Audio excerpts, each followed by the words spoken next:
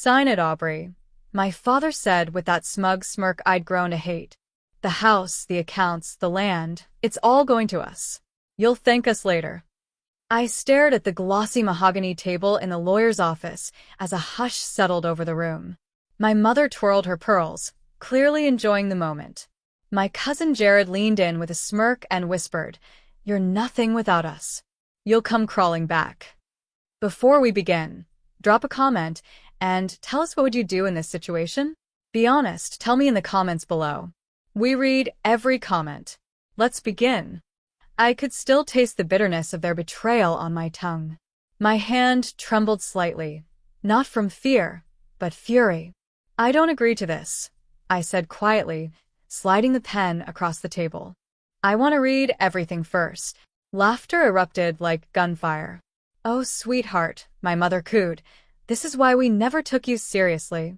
Always pretending to be smart, but you're just a dreamer with no direction." "And broke," my Uncle Dennis added, wiping tears of amusement from his eyes. "That little art gallery of hers?" Closed. Sold. "Bank statements don't lie." "Your grandfather never trusted you with money," my father added. "That's why we're handling everything now. It's what's best for the family." Family. That word used to mean something. Until I found out they'd emptied my trust without telling me. Until they'd sold the only home I'd ever felt safe in, Grandpa Walter's farmhouse in Millstone. And now, they were ready to take the last thread of dignity I had left. But I stayed quiet. Let them dig their own grave. Let them mock me. The old lawyer, Mr. Beck, who had handled our family's legal affairs for decades, remained silent as the papers slid back and forth. He glanced at me from beneath his gray brows, his mouth a tight line. He looked hesitant, but no one else noticed, until he cleared his throat. "There is one more thing," he said, reaching into his briefcase. My father sighed, tapping his Rolex. "Harold, we've been here for 2 hours. We already signed the agreement. Let's wrap it up." But the room went dead quiet as the lawyer pulled out an envelope. Yellowed, with a red wax seal, stamped with a symbol only I recognized. The anchor crest. Grandpa's private seal. "What the hell is that?" my mother snapped, her smile vanishing. Mr. Beck placed it on the table in front of me. "This letter was left under special instruction. It is to be read only if the family disputes the original inheritance order. It overrides all previously submitted claims." "What?"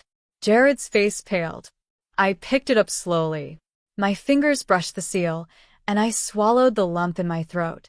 "You can't possibly be saying," my father began. "I am." Beck cut him off firmly. "Walter Lawson left a secondary directive.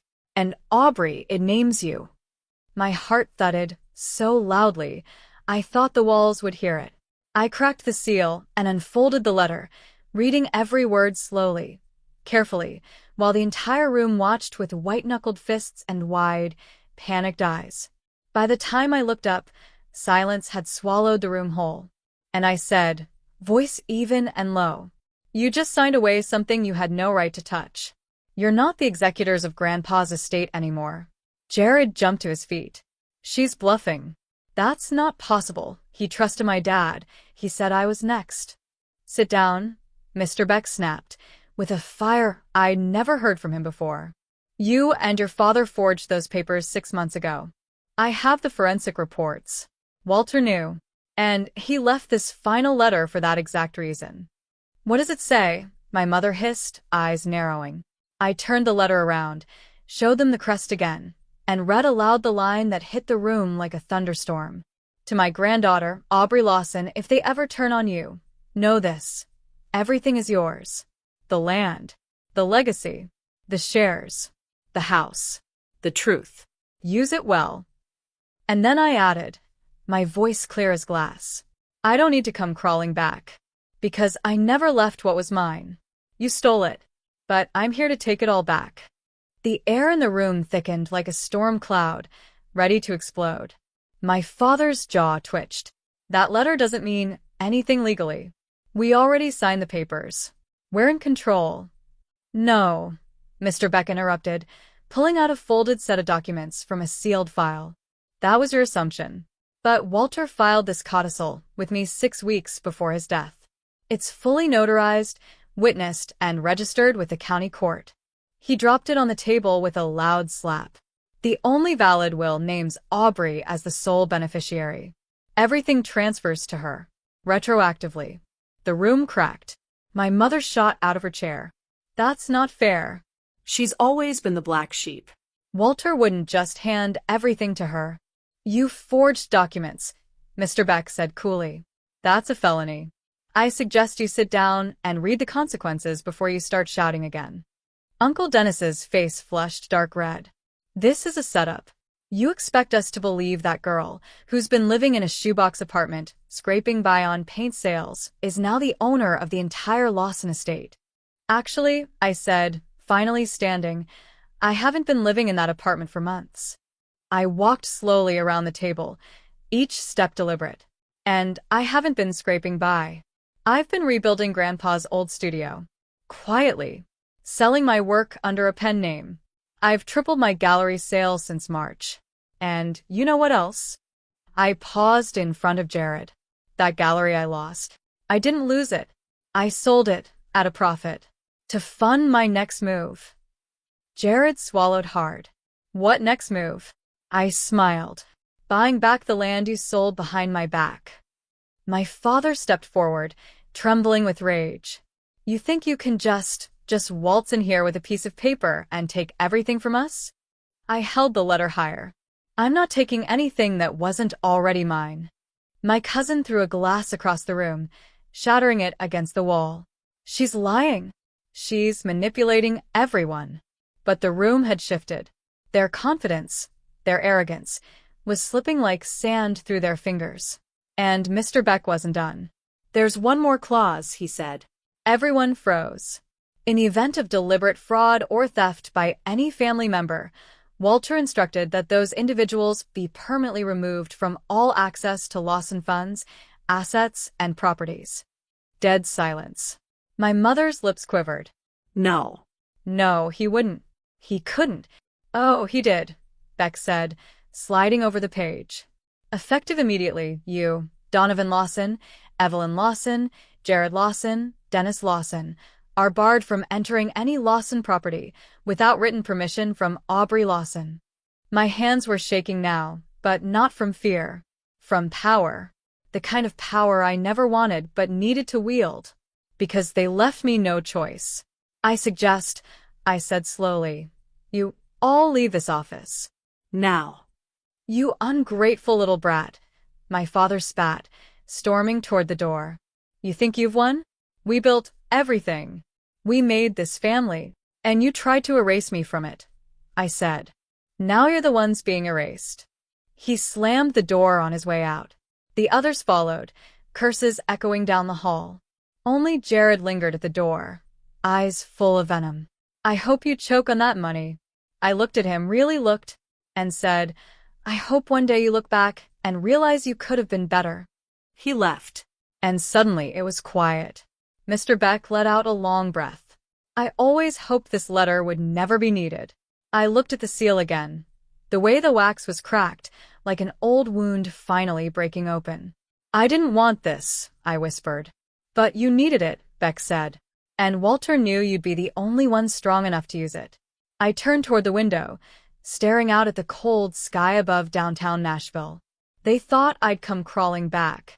But the only thing crawling now was their legacy, broken and fading in my shadow. It had been 3 days since that letter burned its way through my world. And in those 3 days, everything shifted. The Lawson estate, once a gated fortress reserved only for the worthy, was now mine. Not just legally. Completely. My keycard worked. My passcodes were active. The accounts, the properties, the trust holdings all transferred. Even the beach house in South Carolina that they didn't know I knew about. I stood in the marble foyer of the mansion they tried to keep from me, barefoot on the cold tile, staring up at the crystal chandelier that used to symbolize everything I wasn't allowed to touch. Now, it was just another thing they'd left behind. I hadn't spoken to my parents since the office explosion, but I saw the fallout unraveling across town. My mother had tried to withdraw money from a private Lawson account, blocked. Jared showed up at his country club, only to find out his access had been frozen. He wasn't even on the guest list anymore. Uncle Dennis? His company car was repossessed within 48 hours. They were learning what it felt like to be powerless. And for once, I didn't feel guilty. Not even a little. "You sure you want to be here tonight?" my best friend, Vanessa, asked as we pulled up to the downtown charity gala, one of those legacy events my parents hosted every year to flaunt their status. "They're still expecting me to disappear," I said, adjusting the neckline of my jet black silk dress. "Let's give them something else to choke on." We entered the ballroom like a blade through velvet. The moment I walked in, conversations halted mid-sentence. Champagne glasses paused in midair. Familiar eyes widened, some with curiosity, most with disbelief. Vanessa leaned in, whispering, "This is better than any soap opera I've ever watched." And then I saw them. My father, standing near the auction table, stiff as a statue. My mother, pale but still trying to smile. Jared, red-faced and fuming in the corner, clutching a drink like it was the only thing keeping him upright. They didn't expect me to show up. They especially didn't expect me to walk in looking like the woman they spent years trying to break. I went straight to the stage. The host was mid-introduction when he noticed me. "And now," he said awkwardly, "a surprise appearance by Miss Aubrey Lawson, who has recently taken the reins of the Lawson Foundation." Gasps rippled through the crowd. I took the mic, heart pounding but eyes steady. "Thank you, Marcus," I said. "It's true. I'm now the acting chair of the Lawson Foundation. And tonight, I want to make a new pledge." Dead silence. "I'm restructuring everything. No more vanity donations. No more events where we pretend to care while ignoring the real needs of the city. From this day forward, the Lawson Foundation will dedicate 60% of all funds to underprivileged communities across Tennessee, starting with the same neighborhood where I was mocked for opening my first art gallery." I saw my father clench his jaw. My mother whispered something furious under her breath. I smiled. "I'll also be selling off the vacation homes we never used and investing in shelters, addiction centers, and education programs. This family built a name. I'm going to give it a soul." Applause broke out. Some hesitant, some stunned. But the ones who mattered clapped like they meant it. I stepped down, heart hammering in my ears, and walked past my parents without even looking at them. But Jared couldn't help himself. "You're turning this family into a joke." I stopped, tilted my head. "No," I said. "I'm turning it into something you'll never be part of again." His face twisted with rage. "This isn't over." "It is for you." He tried to respond, but I was already walking away. Out of the ballroom. Out of their reach. Out of their old world. Because tonight wasn't just about revenge. It was the first step to becoming untouchable. 2 days after the gala, my phone buzzed with a call from Mr. Beck. "I need you to come to the office," he said. Now. I arrived 20 minutes later to find him waiting with a manila folder and an expression I didn't recognize, somewhere between concern and grim satisfaction. "What is it?" I asked. He slid the folder across the desk. "Something Walter instructed me to give you only after the inheritance was fully transferred." I opened it slowly. Inside were 5 typed pages and 1 photograph, an old, faded snapshot of a much younger man. My grandfather. Beside him, my father. But there was something else. The letter was dated nearly 30 years ago. And the content made my blood turn cold. "Donovan has betrayed the company once already. Embezzlement. Covered it up with help from Evelyn's father. If this ever happens again, I want the full truth exposed, even if it destroys the family." I looked up. What is this?" Mr. Beck nodded grimly. "Your grandfather always suspected your father would try to steal the estate. He wanted to give you a choice, to handle it quietly or expose everything." I stared at the photo again. My father looked so young, so smug. Nothing had changed. I thought about the years they made me feel like I was the embarrassment, the outsider, the one dragging the family down. And all along it was them. "I want it exposed," I said. My voice didn't shake. Mr. Beck leaned back. You understand what that means, Aubrey. This goes public, and your family's name will be dragged through court. Through headlines. This isn't just revenge. It's war. They started it, I said. Now I'm just ending it with truth. That night, I sat alone in Grandpa's study. The same place where he used to tell me stories about our family's beginnings. The fireplace flickered. The wind howled outside. And for the first time in my life, I felt no fear in carrying the Lawson name. Because now, the truth belonged to me. And they had no idea what was coming next. 2 weeks later, the headlines hit. Lawson family under investigation for decades OLD embezzlement scandal. News vans camped outside their gated neighborhood. Reporters asked questions they couldn't answer. And one by one, their friends, their board members, their allies started disappearing. Because no one wants to stand next to a sinking ship. I didn't gloat. I didn't call them. I just watched quietly. Until one morning, I heard a knock at the door of the Lawson estate. It was raining. And standing there, drenched, suit wrinkled, tie loose, was my father. Behind him, my mother, holding her purse like a lifeline. Their eyes were hollow. Aubrey, my father said, voice low. We have nowhere to go. I stepped outside, the rain soaking through my sleeves. You came to the right place, but for the wrong reason. Aubrey, please, my mother whispered, eyes red. You can't just leave us like this. I looked at her, the same woman who called me just a burden 3 months ago.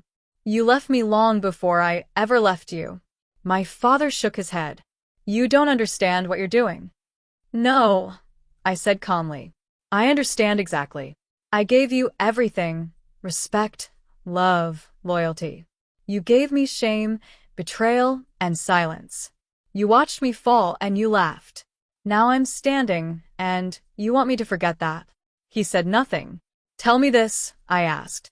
Would you have let me in if our roles were reversed? Silence. And in that silence, the answer was clear. I turned around, closed the door, locked it, and leaned against it, heart pounding, not from hate, but from peace. Because it wasn't about revenge anymore. It was about boundaries, about reclaiming myself. I walked back through the mansion's long corridor, passing portraits of people who once thought I didn't belong. And for the first time, I saw the house not as a prison, but as a beginning. Because what they took from me was never the money. It was my voice. And now, it was the only thing they could hear. Forever.